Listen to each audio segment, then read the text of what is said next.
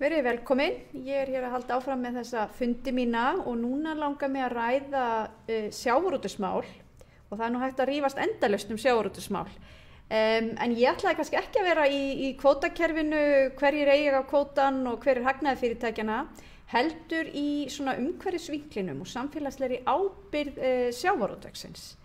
Ég held að það sé engin launung og við viðurkennum það þrátt fyrir að það sé svona breiðari og styrkari stoðir í atvinnulífinu okkar og við lifum ekki eingöngu á sjávarútveginum að þá það engu að síður gríðarlega mikilvæg stoð í okkar samfélagi og við höfum séð þetta nýsköpunar fyrirtæki vaksa út úr þessari mikilvægu atvinnugrein okkar. En þá kemur auðvitað því að í sjávarútveginum erum við að lifa á auðlindinni og þar af leiðandi skiptir auðlindastýringi miklu máli og hvernig hana gengið. Það að verða meira og meira mál fyrir þá sem að selja matvæli í dag að tryggja það að neytandinn sé sáttur við það hvernig matvælana aflað, hvernig þau eru flutt og framleidd. Ég þar lendi tekið eftir því þegar ég mæti á ársfundi hjá samtökum fyrirtækja í sjávarútvegi. Þið hafi lagt töluvert mikið upp úr umhverfismálunum vegna þess að fólk átta sig á því að það eru bara breyttar kröfur hjá neytendum í dag. Þannig að í dag fæ ég til mín hana Heiðrún Lind Marteinsdóttir sem framkvæmdastjóri fyrirtækja í sjávarútvegi. Samtök fyrirtæki í sjávarútvegi heita samtökinni það ekki, SFS. Og mér langaði svona aðeins að bara ræða þetta svolítið vítt og breitt. Ef við kannski byrjum bara á umhverfismálunum, þessum auðvitað risastóra þætti. Nú leyfi ég mér að segja það að ég held að það sé ekkert fyrirtæki sem eigi sér framtíð sem ekki að spá í umhverfismál.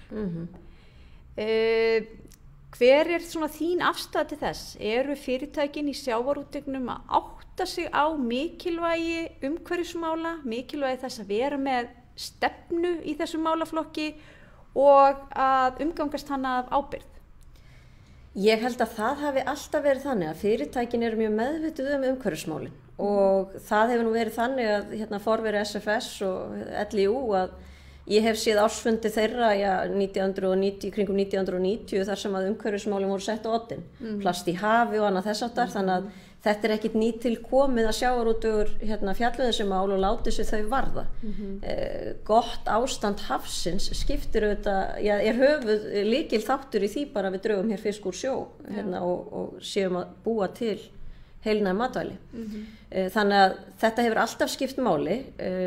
Við höfum hins vegar svona kannski, síðan að ég kemur í SFS 2016, þá ákváðum við þarna undir lok árs 2017, tókum við saman umhverfisskýrslu, þar sem að við vildum kannski svona bara fara að draga eins saman, á hvaða vegferð höfum við verið, hvað hefur gengið vel, og síðan hvað getum við gert betur til framtíðar og hvernig viljum við leggja okkar að mörkum til þess að stuðla að því að Ísland fyrir sitt leyti nái þeim markmiðum sem að við höfum sett okkur á grundvelli Kyoto og Parísarsamkomulagsins. Akkurat.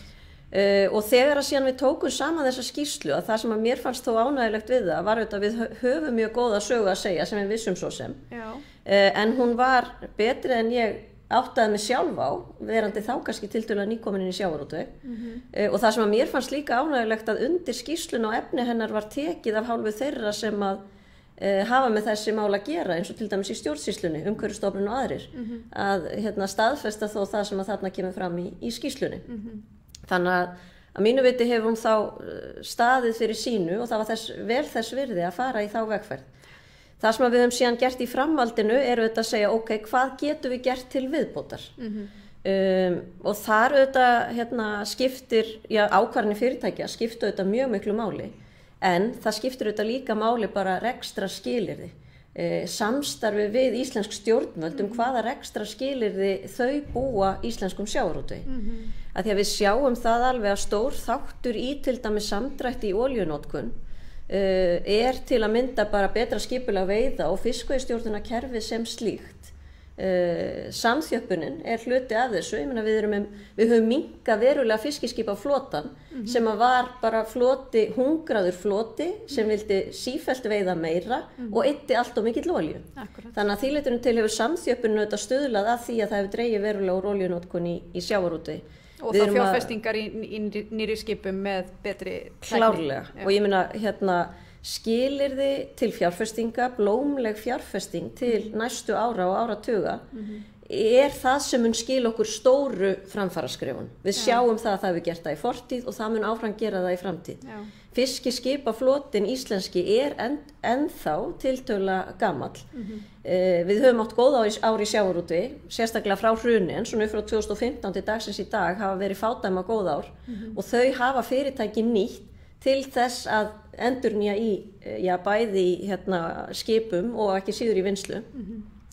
Og þar sjáum við bara merkjanlega að það verður samdráttur. Þannig að við segjum, hvað þarf til næstu 10 ára? Þá áætlum við bara út frá aldri fiskiskipaflotans að það þurfa að fjárfesta fyrir 180 milljarða bara í skipum. Þannig að það eru þá 18 til 20 milljarðar á ári sem að sjávarútvegur þarf að fjárfesta í endurnýjun skipa. Þá eigum við eftir jafnvel kælikerfi í skipum sem verða ekki endurnýjuð sem að geta leitt til minni losunar. Við eigum eftir ýmsa þætti í skipulagi veiðanna, annað þess áttar. Þannig að þá hlýtur spurningin einmitt að vera, hvernig stuðlum við að því að það sjávarútvegur sé í færum til að fjárfesta? Og þá það einmitt þessi jarðvegur sem að stjórnvöld geta skapað. Ég átti auðvitað ekki vona á öðru en að framkvæmdastjóri Hagsmunasamtakanna myndi auðvitað koma inn á það og ég skil það vel. En ég hef auðvitað tekið eftir því að þegar við höfum verið að fjalla fjárlög og ég sitt í efnahags- og viðskiptanefnd þingsins þar sem við höfum verið með skattana og þar hafa auðvitað ekki allir verið eitt sáttir þegar við höfum verið að hækka kolefnisgjaldið og aðilar frá ykkur og samtökum atvinnulífsins hafa verið að sýna fram á mikla samdrátt, svolítið þetta sem þú ert að benda á hér að það hefur nást töluverður árangur. Á móti kemur auðvitað það líka hugmyndafræðin að þeir sem menga þeir eiga að borga, þannig að það vext á með einhverjum hætti.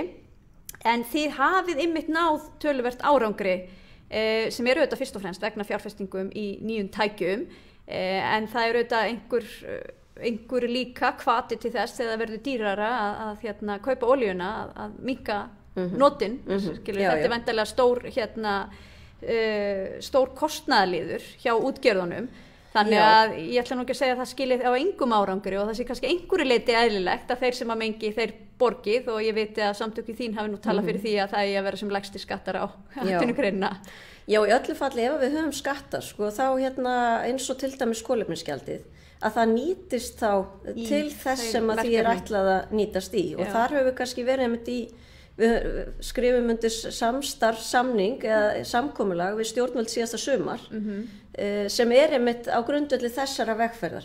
Hvernig getum við bætt þessa efnahagslegu hvata til þess að í okkar tilviki sjávarútvegur eða fiskiskipaflotinn dragi enn frekar úr. Þannig að ég er ekki kannski, maður er ekki eðli sínu mótfallin því að það verði borgað fyrir mengun, þeim kostnaðar sem því þá nemur af mengunni, en að það verði þá hugsað aðeins lengra, bara nýtist þetta raunverulega, sá skattur sem lagður á eða gjaldið sem að menn borga fyrir það að menga, nýtist það þá í að jafna eða draga úr eða annað þess áttar. Þannig að mér finnst það skipta máli, en svo er það líka, þetta er ekki bara spurningum að endurnýja eitt og sér. Við getum líka gert mjög margt betur og það var kannski líka svona þegar við fórum síðan núna inn í samfélagsstefnuna þá er þetta umhverfisþátturinn mjög stór hluti af þeirri stefnu og þá erum við í raun að segja meira hvaða er það síðan meira svona í einstökum ákvörðunum dag frá degi sem að fyrirtæki geta gert til þess að minnka áhrif sín á umhverfið. Í fyrsta lagi er þetta bara hringrásarkerfið og hvernig hugsaðu betur það að endurvinna og flokka sorpið og öll þessi mál sem að skipta auðvitað máli. En svo er það líka ægin við olíunotkunna og eins og þú segir, þetta er stór kostnaðarþáttur í útgerð, þetta er næst stærsti kostnaðurinn á eftir launakostnaði, það er olía. Þannig að með bara líka fylgjast betur með þessu. Þannig að það er einn þáttur, stór þáttur í stefnunni að menn geti fara að mæla notkun sína og fylgjast betur með henni. Því leið og þú ferð að gera það, þá ferð að sjá hluti miklu betur þarna get ég gert eitthvað betur. Þessi skipstjóri mætti vinna þetta öðruvísi. Þú veist, við getum veitt fiskinn með þessum hætti en ekki þessum. sem að getur dregið úr olíu. Þannig að það eru svona bara ákvarðanir dag frá degi sem að ég hef mjög mikla trú á að fyrirtækin geti leið að fara að fylgjast betur með þessu að þá verði meiri samdráttur. Það verður kannski ekki þessi risaskref en öll skref skipta auðvitað máli. En þú ert þá kannski líka að tala bara inn í þetta græna bókhald, þannig að hugsun fyrirtækjana sé meira miðu við það hver kostnaðurinn við mengun og hvar þá tækifæri til úrbóta. Já, þannig að þú drægir úr með nýjum skipum en þú drægir líka úr með einstökum ákvörðunum og svo þetta þar sem að þú getur ekki dregið úr. Ég meina það við erum bara enn sem komið ekki með tæknina til þess að nýta aðra orkugjafa í verulegu mæli við veiðar á fisk. Þannig að þá líka hugsa maður, það sem eftir stendur, hvað ætlum við að gera í því?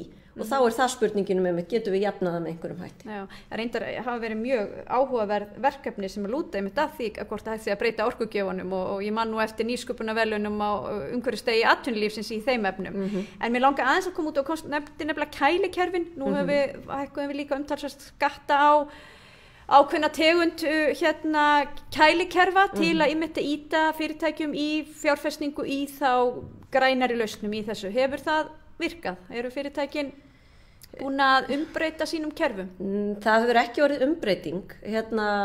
Það sem nú kannski sári sannleikurinn í þessu sá að kælikerfin eru kannski ekki, mörg hver ekki komin til ára sinna í þessum skipum vegna þess að aðilum var gert að skipta út fyrri kælikerfum vegna þess að þau stuðluðu að versnandi áhrifum á ósonlagið.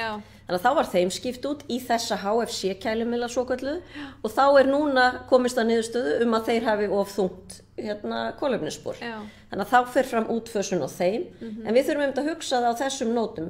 Kælikerfin eru cirka 20% af kolefnisspori sjávarútvegs. 80% oljan, svona það bil. Þannig að eftir þarna er eftir töluvert að slægjast. Þannig að þá getur maður hugsa sér, eru það atriði eins og efnahagslegi hvatar í formi kolefnisgjaldsins eða annað sem getur komið á móti því að menn gætu skipt út með lægri tilkostnaði þessum kælimiðlum. Akkurat. En þú komst líka það endurvinnslan skiptir miklu máli og ég hef nú verið með einn þátt þar sem að ég var sérstaklega að fjalla endurvinnslu og tækifæri til þess að endurvinna meira heima. Það einhver leiti sorglegt þau kolefnisspor sem fara í það að flytja allan okkar úrgang úr landi þar sem að þau eru endurvinni kannski með svona mismunandi hætti og ég ætla aðeins að fá að koma inn á það á eftir. En úrvinnslusjóður, þú talar plast í hafi. Ég hef verið gagnrýnin á úrvinnslusjóð eins og hann í dag og tel að það vantir réttu hvatana einmitt til að auka enn frekar á nýsköpun og endurvinnslu hér á landi. Nú hafa þín samtök verið stór þáttakandi í úrvinnslusjóði með ákveðnu samkomulagi við stofnun hans. Mér skilst að þetta sé allt í endurskoðun. Hver ykkar afstaða í þessum málum? Sko ég held að úrvinnslusjóður fyrir sitt leyti sé mjög góð hugmynd og hafi gengið ágætlega. Þar sem í raun verið að segja að við ætlum að láta líka atvinnulífið finna til ábyrgðar á þessum málum. Þannig að þetta svona hybrid á milli stjórnvalda og atvinnulífs. Að því leytinu til finnst mér það gott að þarna hafi atvinnulíf aðkoma að því hvernig gerum við þessa hluti og hvernig getum við gert það betur. Frá 2005 hefur LIU og síðar SFS verið með samning við úrvinnslusjóð endurvinnslu veiðarfæra. Þegar að sá samningur gerður, það hefur það hefur mikið vatn runnið til sjávar síðan þá og sérstaklega bara í vitund umhverfismál. Þannig að því leytinu til hefur verið umræða í töluverðan tíma endurnýjun eða breytingu á þeim samningi og það bara gott og vel og í þeirri vegferð erum við með úrvinnslusjóði. Að mörgu leyti hefur þetta hins vegar gengið mjög vel. Það var sett markmið það sem lagt var mat á magn veiðarfæra sem væru endurvinnanleg í íslenska fiskiskipaflotanum, árlegt magn og síðan hefur SFS skilað þá tölum til úrvinnslusjóðs hvað sent til endurvinnslu árlega. Og það var metið á þeim tíma var 1100 tonn sem var metið að væri endurvinnanlegt. Þannig að við höfum alveg farið vel umfram, það var sett 60% af þessum 1100 tonnum fyrst sinn, svo hækkaði svo prósenta. Og það hafa verið og yfir 1000 tonn sem hafa verið að fara til endurvinnslu á umliðnum árum frá SFS. En vitið þið hvernig það skila sér í endurvinnslu? Þá ég nú kannski að koma aðeins inn á svona meira glóbal samfélagslega ábyrgð að það hefur verið svolítið gegnum gangandi að kannski einhver okkur vestrænu ríkjum viljum hafa allt í lagi, við erum eitthvað regluverk og jú þá endurvinna þetta en svo þetta sendt eitthvert og það enginn að fylgjast með því hvað gerist þar. Nei. Hafið þið yfirsýn yfir það sem að fara frá ykkur varðandi veiðarfærin og það raunverulega að skila sér í endurvinnslu með ásættanlegum hætti? Sko kerfið hefur nú ekki verið mjög flókið hjá okkur. Það hefur verið starfsmaður í þessu hjá SFS sem að hefur haft umsjón með og aðstoða fyrirtæki við að koma þessu í gáma. Við höfum verið með móttökustöð líka. Þannig að sá starfsmaður okkar hefur þá haft yfirsýn yfir þetta og hefur farið til þeirra landa og til þeirra fyrirtækja sem við höfum samningu við endurvinnslu á þessum veiðarfærum. Þannig að við reynum að fylgja því eftir. Já. Ég held líka að þarna megi klárlega að gera betur og það svona þessi hugsun einmitt í þegar maður að setja sér svona samfélagsstefnu að maður spyrji spurningana og klári elti málin til enda. Og ég held að þarna sé eitthvað sem við eigum að gera betur. Við sjáum þetta mjög oft vera að koma upp hjá fyrirtækjum að í góðri trú eiga þau í viðskiptum við þetta eða hitt fyrirtækið og síðar kemur í ljós að þar reyna hlutirnir kannski ekki í lagi og maður kannski hefur ekki mikið eftirlit með því sem viðskiptavinur þeirra fyrirtækja en svona kannski þessi aukna samfélagslega hugsun bara hvernig get ég með viðskiptum mínum á þátt í því að þetta fyrirtæki geri betur. Þannig að við getum örugglega gert betur í þessu en vonandi verður það einmitt eins og þú segir þannig að við getum farið að endurvinna veiðarfærin hér heima. Akkurat. Ég held að hljóti að vera tækifæri í því, nýsköpunar tækifæri hjá fyrirtækjum að þróa slíkar lausnir og þess vegna hefur verið bent á það að það sé svona í lögunum úrvinnslusjóð óeðlilegi hvatar sem að í rauninni borga fyrir útflutning á vörunum í stað þess að borga fyrir það að það veri eitthvað gert við hérna heima. En ef við höldum aðeins áfram með þessa pælingu því að þú veist okkur stundum svolítið tamt og þegar ég segi okkur þá ég nú bara svolítið að tala vestrænt samfélag að við viljum hafa allt í lagi og svona en svo erum við ekkert endilega að horfa á hvar hlutirnir enda og ég skal bara viðurkenna það að ég hafði til dæmis ekkert spáð mikið í það hvað verður skip þegar hægt að nota þau fyrir en Kastljós þátturinn kveikti svo verulega í fólki og horfðum þarna á hræðilegar aðstæður fólks við það að rífa niður skip þar sem að það leit allavega þannig út að þarna var einhverja örugga gætt og hvað þá umhverfismála. Hvernig hyggist þið vinna með þetta? Ég meina, er það bara þannig að nú var þetta náttúrulega risastór flutningaskip en ég gerir ráð fyrir því að það er í sama við fiskiskip og annað, hvað verður þessi skip og hvernig er hægt að fylgja þessum málum betur eftir og nú erum við þetta með alþjóðalög sem eiga að taka á þessu með einhverjum hætti. Já. Þannig að hvaða vinna er í gangi á ykkar vettvangi svona til að segja að íslensku sjávarútvegur sé samfélagslega ábyrgur þegar kemur að þessu? Þetta með þessi hugsun sem að við erum með að stimpla inn með þessari stefnu að þú spyrjir spurningana þegar þú ert að eigi viðskiptum við til dæmis alþjóðlega aðila. Bara uppfyllir þessi aðili þær kröfur sem að ég geri til minna birgja viðskiptavina eða annað þess áttar.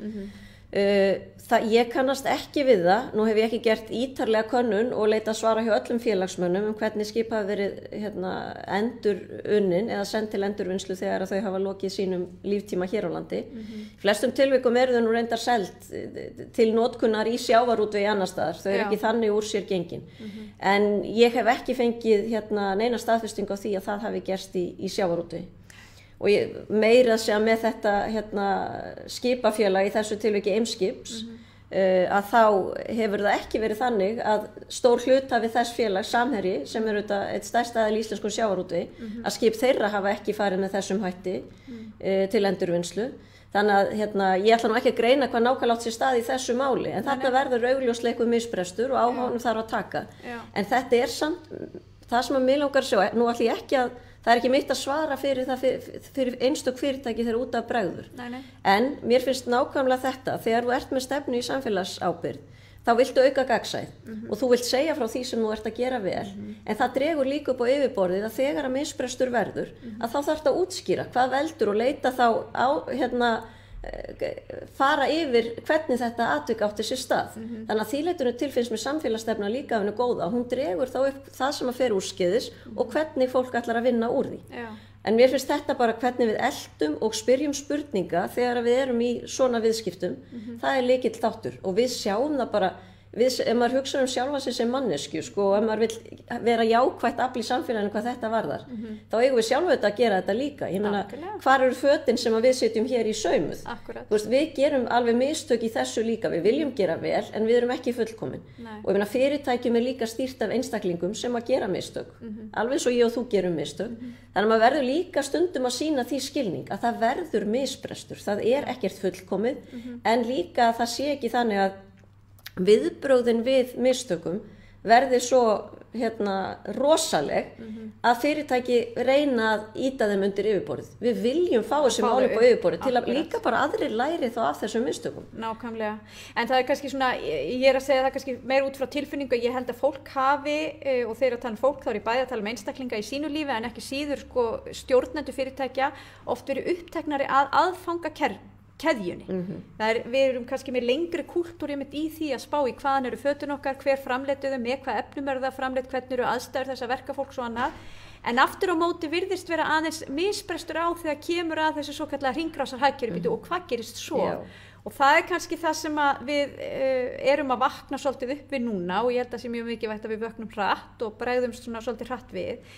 En þú ert auðvitað að koma inn á þessa samfélagslegu ábyrgð stefnun ykkar og ég kannski gaf þér ekki alveg tækifæri til að segja frá því en þið eru sem sagt hjá samtökunum að koma með þetta verkfæri eða hvað fyrir fyrirtækin eða aðildarfélögin. Já. Þetta eru ekki, sko, SFS ekki að setja sér stefnu. Nei. Og SFS ekki að þvinga stefnu upp á fyrirtækin. Þeim frjálst að, þau taka ákvörðun það hvort þau skrifa undir hann eða ekki og þar leiðandi innleiða hana í sína starfsemi. Já. En ég meina yfir 70% þeirra sem halda á aflaheimildum hafa skrifað undir þessa stefnu. Já. Þannig að þá það í raun verkefni okkar sem samtaka síðan að hjálpa þeim að innleiða hana. Akkurat. Fyrirtækin eru þetta misjöfnað stærð og getu til þess að innleiða svona stórt verkefni. Þetta stórt. Þetta breyting í svona kúltúr og hugsunarhætti að gera alla í fyrirtækinu svona setja allir upp á tætnar það, ok, þannig eitthvað þáttur sem við getum gert betur og hér eitthvað sem að bara það taki allir þátt í þessu. Þetta sé ekki bara stjórnandinn sem skrifa undir stefnu og svo gleymist einhvern veginn að miðla þeirri stefnu og innleiða hana inn í starfsemi fyrirtækisins. Þannig að núna við bara í raun að hefja þá vegferð, bara hvernig ætlum við að aðstoða fyrirtæki við að innleiða þessa stefnu í samfélagsábyrgð. Það þá með námskeiðum, við erum með reiknivélar út af kolefnissporinu, það svona atriði þar sem við teljum að við getum aðstofað með þekkingu okkar og við höfum viðað okkur þekkingu frá stærri fyrirtækjunum. Þannig að því leytinu til gott að þetta á vettvangi samtakana, þá hríslast líka þekking sem verður til í stærri fyrirtækjum sem hafa jafnvel meiri burði og mannuð til að vinna í svona málum, að hún hríslast þá líka áfram til þeirra sem minni eru. Já, akkurat. Ég held að það sé mjög mikilvægt og ég held að flest stærri fyrirtæki í dag eru með starfsmenn í því sem eru að horfa sérstaklega inn í samfélagslega ábyrgð. Þetta alveg hluti af ársskýrslu flestra fyrirtækja að uppfylla einhverju skilyrðum slíkt og það kannski það sem að ég held að neytendur og almenningu velti svo helst fyrir sér mikilvægi þess að þetta sé ekki bara falleg orð á blaði. Að þetta sé einhvers raunveruleg eftirfylgni með þessu og eins og þú segir hríslast fyrirtæki þannig að fólk átti sig á ábyrgð sinni og fylgja henni eftir. Þannig að ég auðvitað bara óska ykkur góðs gengis með það verkefni. En mér langaði aðeins kannski svona í lokin þegar tíminn ríður nú hratt að fara aftur aðeins yfir í umhverfismálin. Sko, við vorum auðvitað að ræða það hérna, bara, þú veist, hafið auðvitað skipti máli, hefur auðvitað alltaf skipt máli, þó að kannski umræðan hafi sko þroskast inn á einhvern annan vettvang. Ég hef mikið verið að skoða norðurslóðamál og hef áhyggjur af hlýnun jarðar og áhyggjur af því sem að gerast á norðurslóðum, þó að ég segi líka það séu alltaf í því tækifæri. Það sem að mér finnst kannski, nú vitum við svo mikið loftslagsbreytingar og við vitum alveg töluvert hvernig við getum brugðist við því og þú nefndir hérna áðan Kyoto og svo Parísarsáttmálann og ég held að flestir séu svona búin að átta sig á mikilvægi þess að við vinnum í átt að þeim markmiðum sem við höfum sett okkur þar. En það annað sem mér hefur fundist við vita mjög lítið og það súrnun sjávar og hvaða áhrif þetta að hafa á stofnan okkar og fiskgengd hér til lengri tíma. Hefur þú þessa tilfinningu líka eða vitið þið kannski samtökunum töluvert mikið súrnun sjávar og hvað við sjáum fyrir okkur í framtíðinni? Nei, ég myndi seint telja að við værum sérfræðingar í súrnun sjávar en við höfum þó styrkt nokkuð myndarlega rannsóknir á því doktorsverkefni Hrannar sem núna á Hafrannsóknastofnun, hún gerði mjög viðamikla rannsókn á þessu og svona frumkvöðull í þessu má segja. Og þarna megum við alveg gera betur og bara þessi rannsóknar þáttur og hafrannsóknir að þetta ekki einhverjar krútrannsóknir, þetta bara grundvöllur hagsældar Íslands að við þekkjum skilyrði hafsins og getum þannig veitt hér úr auðlundum sjávar. Og bara hlýnun sjávar og súrnun sjávar, ég meina það hefur áhrif á fiskigengd.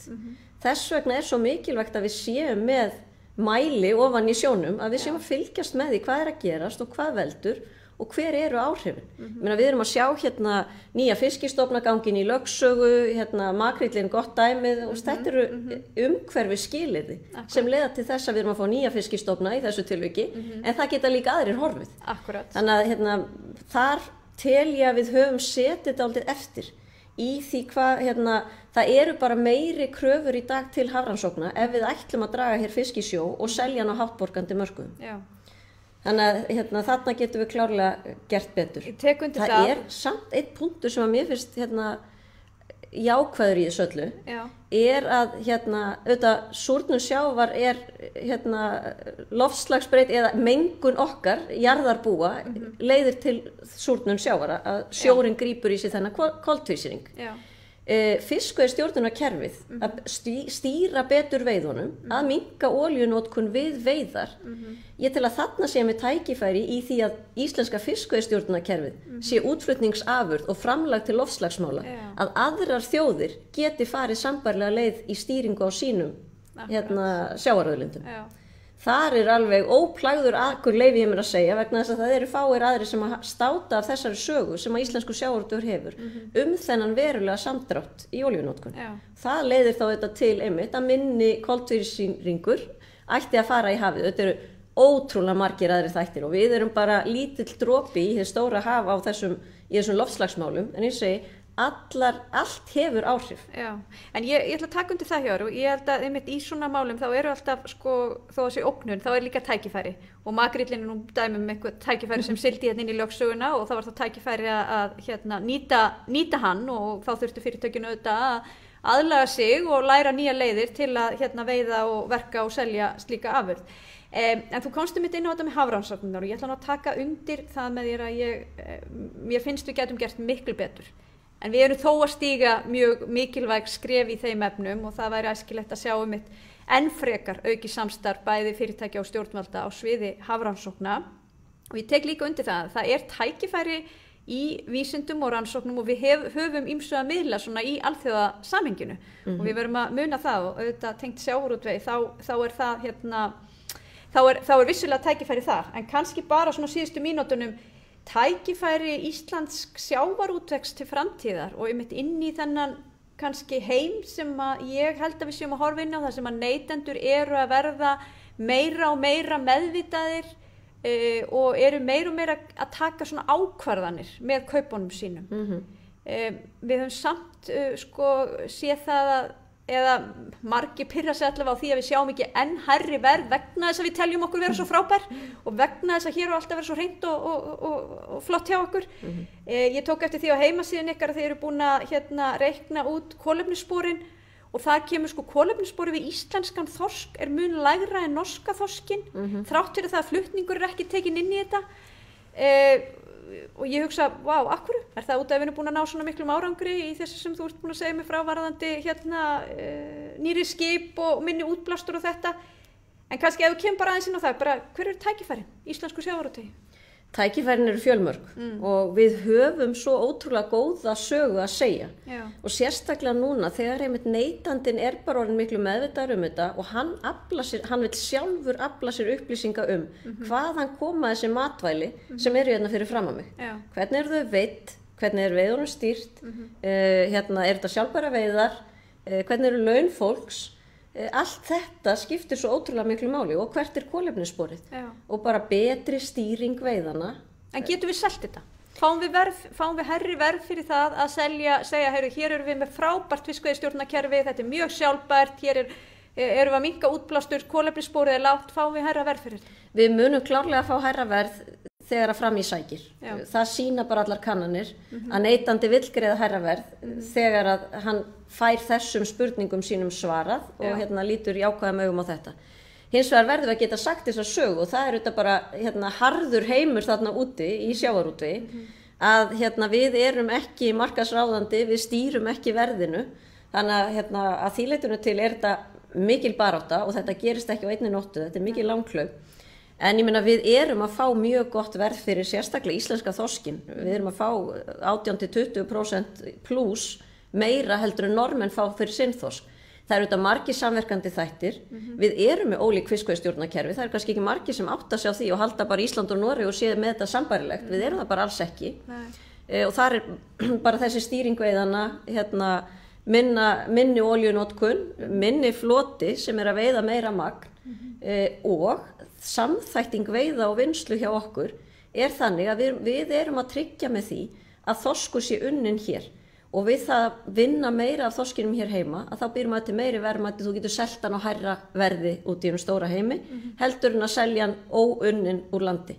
Og ég meina stór hluti þess þorsk sem að fer frá Noregi fer jafnvel í vinnslu í Kína og kemur svo aftur inn til Evrópu á disk neytanda. Hann ferðast mjög langan veg. Þannig að þarna er til dæmis önnur frábær saga fyrir okkur að segja. Að fiskurinn er hérna bara nánast í bakarðinum hjá okkur. Hann fer í vinnslu hér á landi og hann er komin á disk neytanda, jafnvel innan 48 tíma. Já, akkurat. Þetta er klárlega samkeppnisforskot sem að við eigum að ættum að geta nýtt okkur betur. Já, Lind, takk kærlega fyrir, við erum runnin út af tíma og eins og ég segi náðan það er þetta ræða þetta sjávarútvegsmál í marga daga í mörgum svona þáttum út frá mismunandi vinklum. Ég vildi aðeins horfa inn á samfélagslegu ábyrgðin og umhverfismálin og ég tek undir það, ég held að sé verulegt tækifæri fyrir íslenska sjávarútveg og ég líka ánægð með það sem hún nefndir það er líka tækifæri í því að selja okkar þekkingu, rannsóknir, vísindi og þekkingu og það er kannski það þekkingasamfélag sem við viljum byggja hér upp á næstu árum. Kærar þakkir fyrir komuna, takk fyrir að hlusta og hlakka til að sjá okkur aftur næst taka fyrir einhver svona spennandi, skemmtilegt málefni, oft tengt samfélagslegri ábyrgð, umhverfismálum eða einhverju svona sem skiptir máli inn í langa framtíð fyrir okkur. Takk fyrir mig.